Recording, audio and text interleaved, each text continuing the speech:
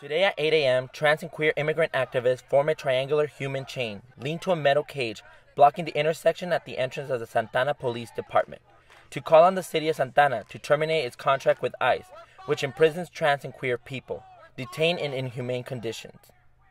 So we came here to shut down the county jail here, which has LGBTQ immigrants detained.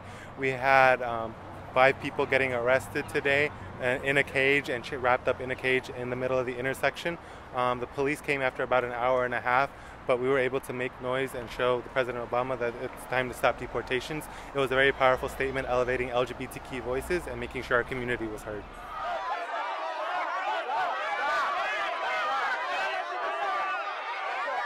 This LGBTQ civil disobedience was led by trans and queer immigrant activists as part of the Not One More Deportation campaign.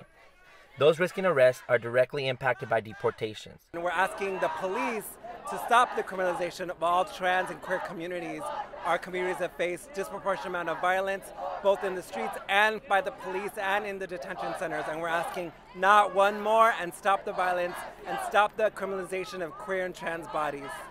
We're here to demand a stop to all deportations, to free our queer, trans, and sisters and brothers that are in the detention centers under inhumane conditions. The Obama administration has deported a record number of more than 2 million people, including many LGBTQ undocumented immigrants.